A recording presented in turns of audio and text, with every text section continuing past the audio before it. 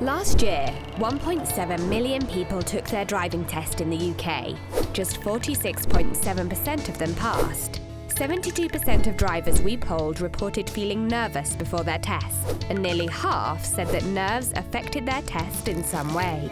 25% of drivers we polled tried extra measures, including good luck charms and superstitions before their driving test. However, there's an easier way of getting through your test than relying on lucky pants or a rabbit's foot. Here are some tips and tricks to make sure you're cool and collected on the day of your test.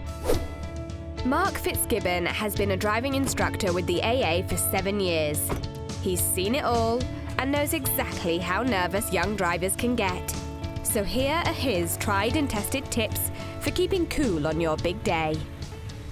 Nerves are without doubt necessary to take a driving test, and everybody is nervous. In fact, I would go as far as to say, if you're not a little bit nervous, then this driving test doesn't mean much to you.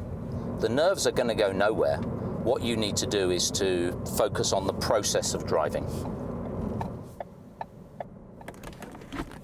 The majority of people become nervous a few days before the driving test, and on the day of the test are a little more nervous than they were a few days before. One of the key tips I would give those people is that if you're particularly nervous on the day, make sure that whatever you do on that day is normal. Have breakfast. If you walk the dog in the morning, walk the dog in the morning. Do your normal day. Don't try and make the day any more special or any different to any other day. It's good practice to prepare yourself for the test, to actually visit the driving test centre, the place where you're going to take the test. Do this with your driving instructor. Walk into reception, visit the car park, get a feel for your surroundings. If you're an actor on stage, then you're going to walk the boards and get a feel, soak up the atmosphere before the curtain goes up. Then on the day of the test, when you go to do your test, the surroundings have some familiarity to them. Something you can do to calm the nerves on test day is to have a warm-up hour lesson. So 1 hour before your driving test, go out, familiarise yourselves with the controls of the car and go for a nice, pleasant, fun drive with your driving instructor. Revisit all of those manoeuvres again. Get yourself back in tune with the vehicle that you're going to drive on test. I understand that people find driving examiners scary, but they're not. They're human beings like you and I. They want you to pass.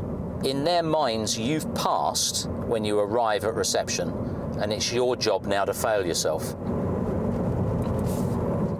You're entitled to 15 driving faults, so you could get 15 driving faults. You could technically make 15 mistakes and still pass the driving test.